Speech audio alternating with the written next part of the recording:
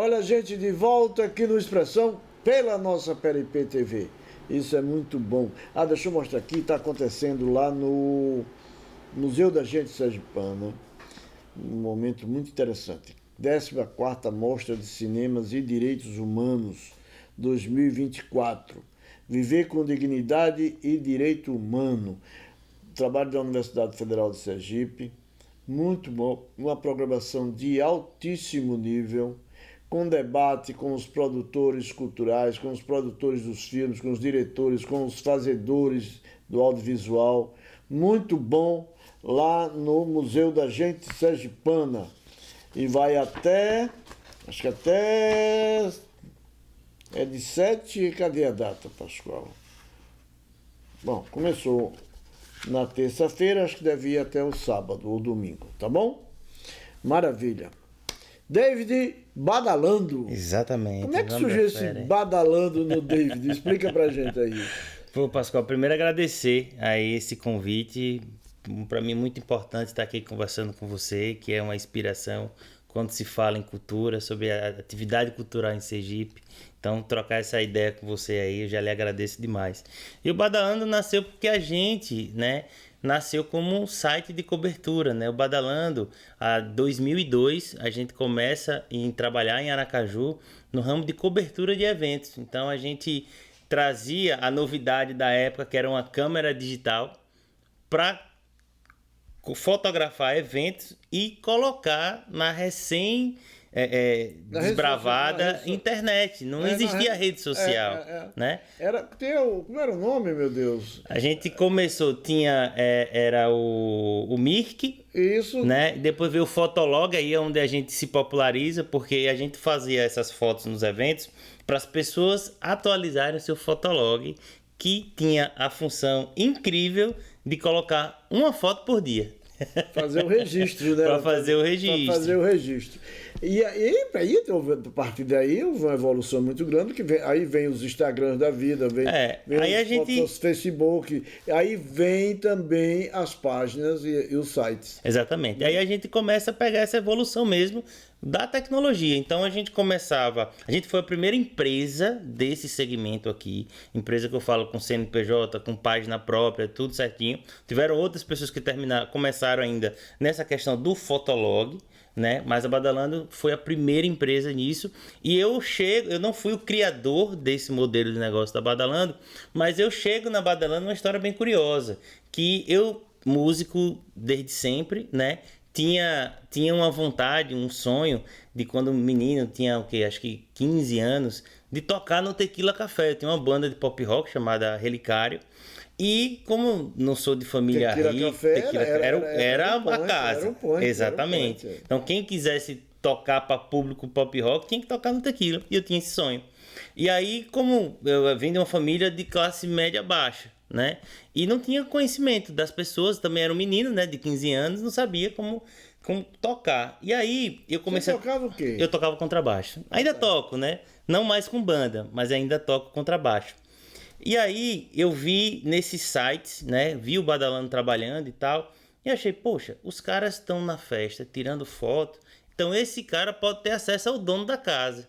Sim. Então vou tentar ver se eu entro num site desse para poder chegar nesse relacionamento e poder colocar minha banda para tocar nesse lugar. Você conseguiu colocar a banda consegui. No Relicário lá no Tequila Café? Consegui. E assim, foi bem engraçado, porque quando eu entrei no site, a primeira coisa que eu quis foi saber quem eram os donos, que na época era Júnior e Bobô. E aí cheguei em Júnior, poxa, não sei o que, eu tenho uma banda. Aí ele me dá um balde de água fria, que eu disse, poxa, conheci o cara, vou conseguir, né? Aí ele disse, não, velho, olha, a gente só coloca artistas que tocam na FM aqui. Aí ele, caramba, velho, a banda nunca tinha entrado em estúdio, nem nada, a banda começando. E como é que você fez se não tocar na FM? Aí o que eu fiz? Eu peguei essa informação, conversei com a galera da banda e descobri que o guitarrista da gente, o pai dele trabalhava na TV Atalaia, que é o Eduardo do Vale, que até hoje é o diretor de jornalismo de lá. Aí eu disse, vamos conversar com seu pai, velho, ele vai dar um caminho pra gente.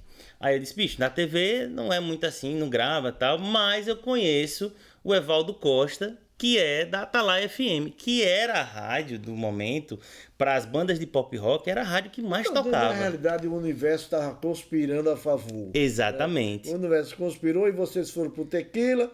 E conseguimos tocar. E aí o Relicário começou a... A gente conseguiu colocar a música na rádio, e aí foi engraçado porque eu estudava, né, na escola nessa época. E aí quando a música tocou, nunca me esqueço, foi no programa Sequência Nacional, que era de 11 a meio-dia. Então, no dia que a gente teve a resposta que a música ia tocar, todo mundo que estudava na mesma escola, né, a gente levou os Walkman, né, que tava ouvindo a rádio esperando. E aí quando a música toca, foi uma gritaria na sala de cada um, que a gente estudava em salas diferentes, e aí todo mundo comemorando, que, poxa, tá tocando. Foi emoção, né? Foi emoção. É, e aí a gente gravou isso num cassete, e aí eu fui levar pra Júnior. Júnior, agora a gente tem música na rádio, quando é que a gente pode marcar a data? Aí é diferente. E aí marcamos a data, tivemos a sorte de começar essa carreira com na época Relicário, abrindo... Já começou no Tequila Café. Já começou no Tequila e abrindo o show da Lapada.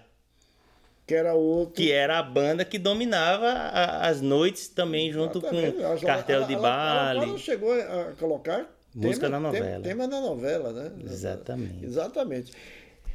Me diz, aí depois dessa história toda, você de repente se envolve muito com produção.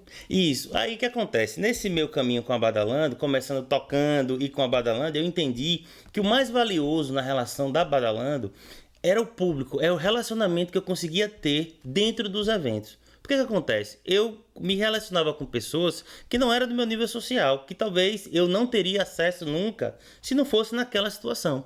E aí começamos a trabalhar, comecei a criar um público muito grande com a Badalando, e a Badalando foi vanguarda nessa questão de cobertura de eventos durante muito tempo. Só que aí veio a tecnologia, começou a vir a rede social, e aquilo que a gente tinha de ineditismo, que era uma câmera digital na festa, colocar essa foto na internet. Aí todo mundo começou a fazer. O celular apareceu com foto e todo mundo começou a fazer. E aí vem a segunda virada de chave, vamos fazer assim, que a Badalando começa a olhar para o público que ela tinha criado e começar a fazer os próprios eventos. Por quê? Porque todos os eventos que a gente divulgava, aquele evento que a gente divulgava, era o evento que bombava na semana. Porque era a Badalando indicando. Então, pra gente foi muito natural. Se a gente tem esse poder de convencimento pros eventos dos outros, por que a gente não pode fazer pro nosso? Exatamente. E aí começamos a fazer os nossos eventos. E aí a gente não parou. Até a gente chegar no mercado corporativo, se estabelecer realmente como produtora e parar tudo com a pandemia. Não era só vender os ovos, agora Não é fazer era. o bolo. Exatamente. Né? E aí o bolo ficou mais caro. E aí começou a ganhar dinheiro, graças Exatamente. a Deus, né? E aí começou a dar certo. Aí essa produção realmente cresceu muito. Depois você se envolveu também com o problema de direitos autorais. Isso é um outro segmento que você incorpora muito bem e que batalha muito por isso, né? Com relação ao direitos autorais. Principalmente os músicos sergipanos, né? Quando você aconselha ou incentiva, né, para que os autores registrem suas músicas, né, para que editem elas, né, de forma correta, de forma justa, porque isso dá dinheiro, né? Foi uma reflexão que a gente fez durante a pandemia. O que aconteceu? A gente, enquanto produtora, a gente ganhou uma casca muito grande e a gente contratava muitos artistas para os eventos que a gente fazia dos nossos clientes. E aí eu percebia sempre que os artistas tinham dificuldades na organização da sua carreira. Numa foto, principalmente nessa questão de gravação das músicas e tal. E aí, quando veio a pandemia que parou tudo, a gente perdeu 80 e poucos eventos que a gente tinha agendado no ano. Aí a gente, poxa, o que é que eu vou fazer daqui pra frente? Porque a gente achava que ia ser só um mês, né? Foram quase 2 anos. Isso. E aí, como a gente fazia muito show nacional e a gente tinha um festival chamado Badalando Rock, então a gente criou um relacionamento fora do estado muito forte com os escritórios dos artistas nacionais. E aí, durante a pandemia, eu perguntei, cara, o que é que está acontecendo por aí? Porque tá todo mundo parado. O que é que vocês estão fazendo? Aí a galera me falou, David, olha, a gente tá parado, mas tá todo mundo indo pro music business. Eu disse, o que é isso? É de ver, de comer? O que é isso? Gerenciamento de carreira. Que era o gerenciamento de carreira no digital. E aí a gente começou a procurar essas informações e tive muita ajuda, Pascoal. Eu acho que eu sou muito grato. Eu sou o reflexo das minhas conexões e dos meus networks. Então, esse network me levou até onde eu estou aqui, na sua frente.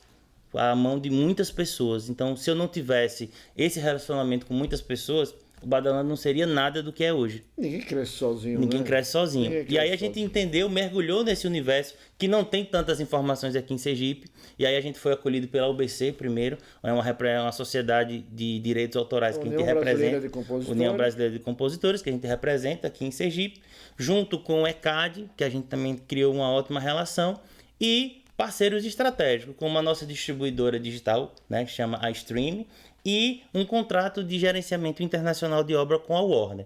Então, com isso daí a gente se posiciona no mercado e a gente abre, né, a primeira gravadora de Sergipe junto com a parte de editora musical. E aí a gente mergulha realmente nessa questão de direito autoral e de distribuição digital. Na realidade, vocês acompanharam com muita seriedade, com muita competência, a transformação no mercado fonográfico no Brasil. Com certeza. Né? Aquela história do CD não existe mais há muito tempo, o lançamento, enfim, tudo mudou com o chip. Isso. O chip fez a maior transformação Exatamente. no mundo e não podia ser diferente no mercado da música, no mercado do entretenimento, né? E vocês inteligentemente acompanharam de perto esse processo para chegar onde vocês estão chegando agora.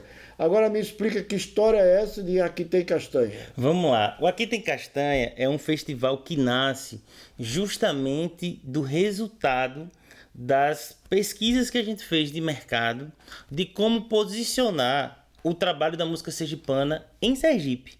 Porque a gente via que tinha uma dificuldade muito grande dos festivais. Então, se você for analisar em Aracaju, talvez o último grande festival que a gente tenha, tirando os eventos públicos, como Projeto Verão, Verão Sergipe, tal, etc. É festival, é uma amostra. É uma amostra. Foi o Panca, entendeu?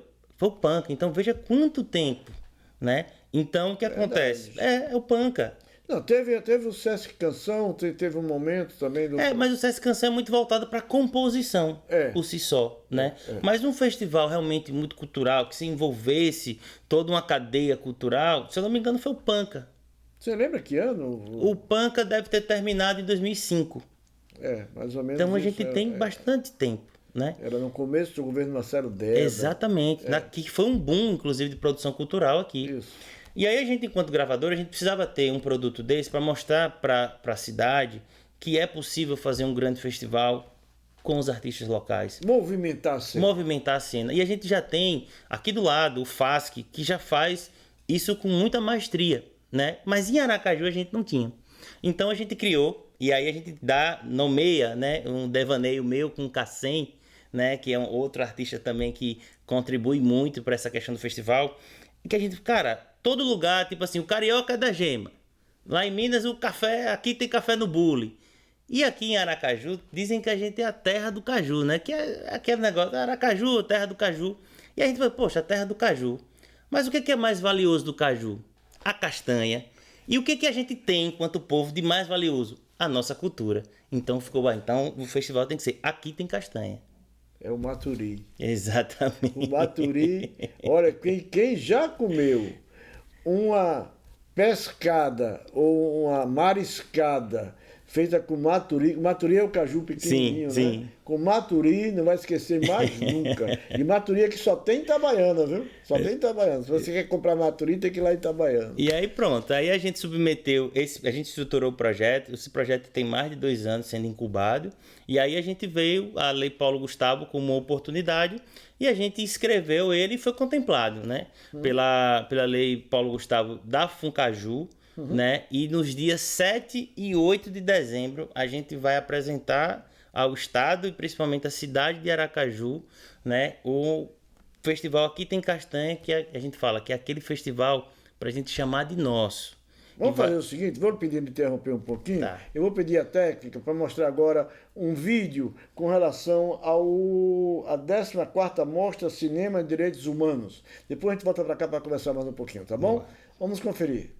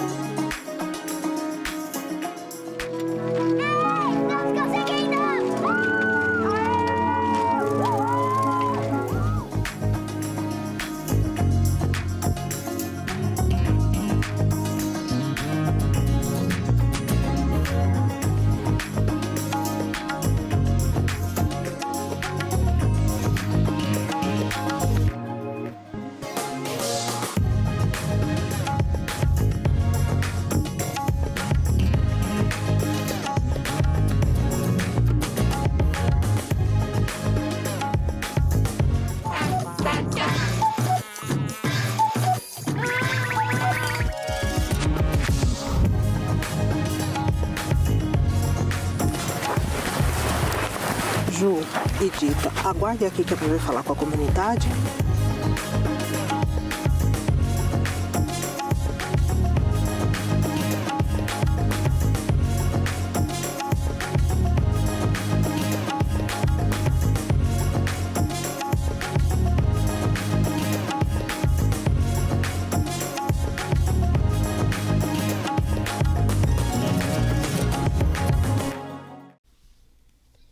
Olha aí, beleza, é imperdível. E já está acontecendo lá no Museu da Gente Sergipana, a 14ª Mostra Cinema de Direitos Humanos 2024.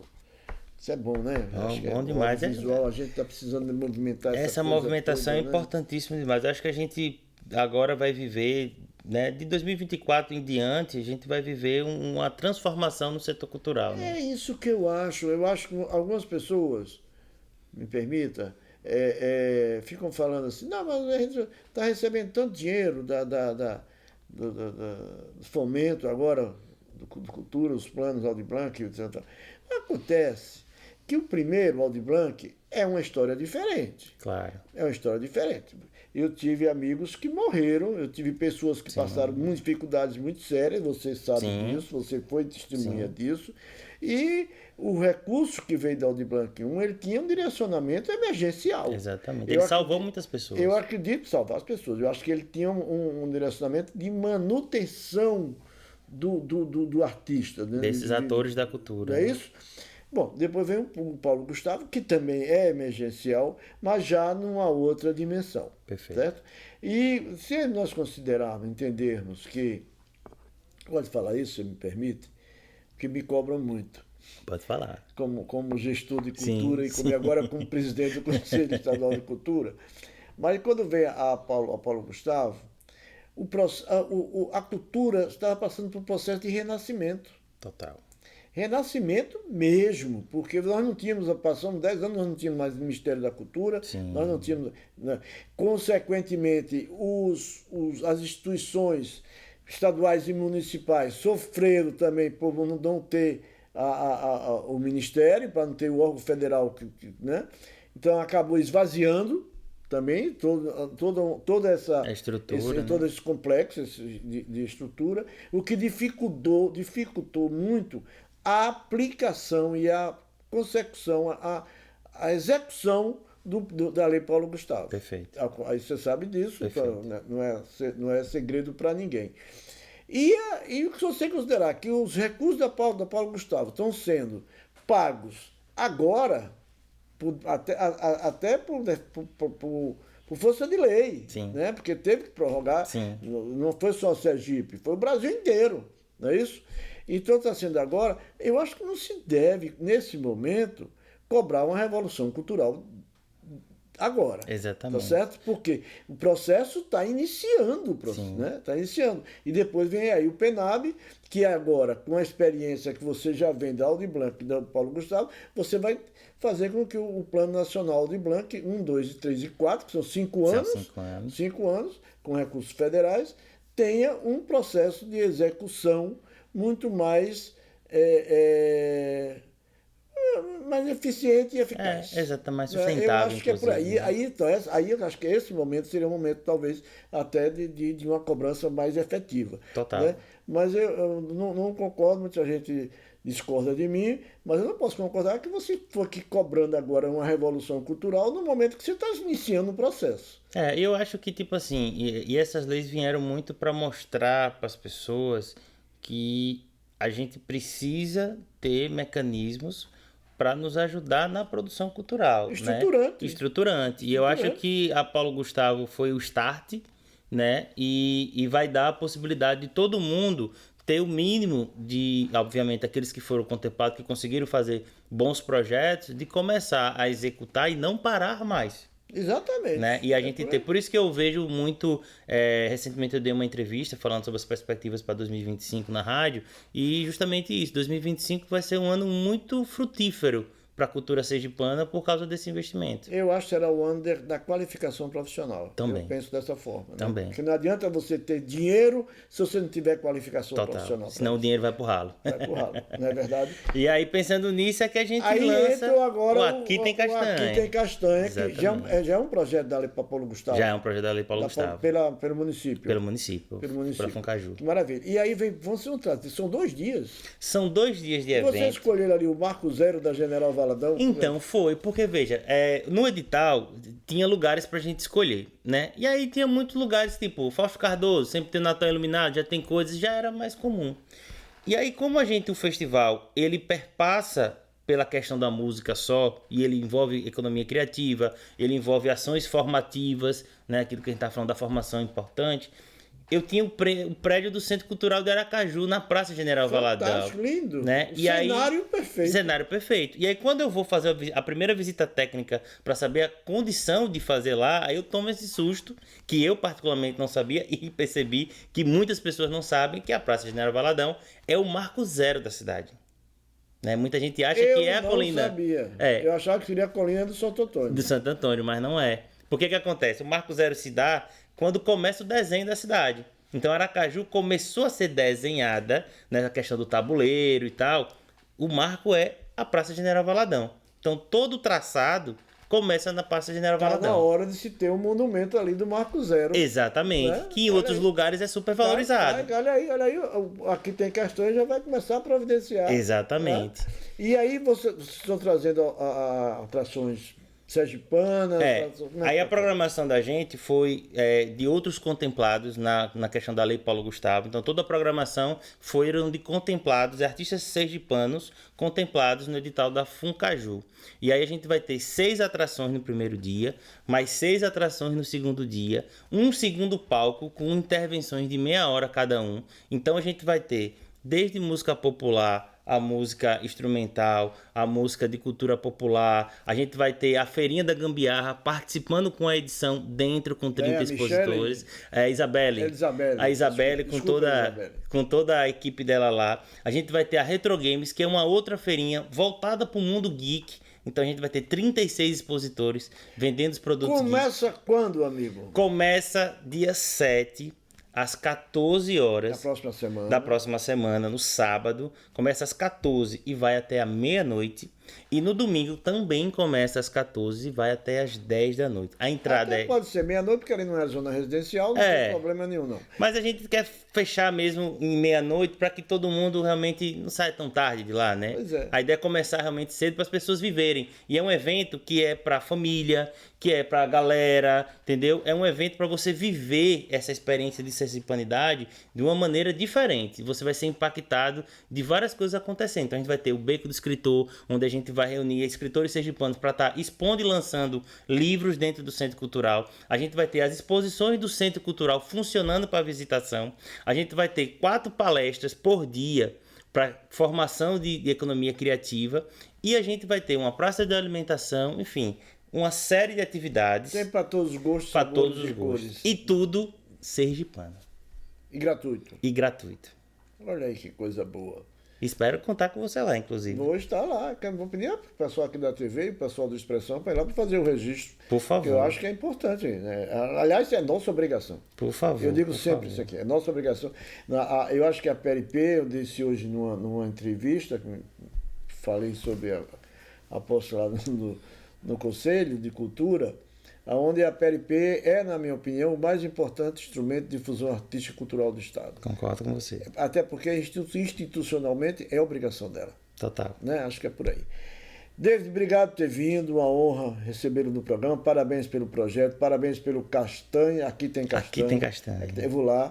Vamos ver se eu encontro um Maturi por lá. Por favor, por favor. Algumas coisas de gastronomia a gente vai ter lá. Inclusive tem um drink lá que foi criado pro festival lá, que é o Caju Mule, entendeu? Caju o quê? Caju Mule. É uma versão do Moscow Mule, só que sergipano. Tá certo. Parabéns mais uma vez, obrigado por ter vindo. Obrigado. A gente volta já já. Cultura é o que a gente faz.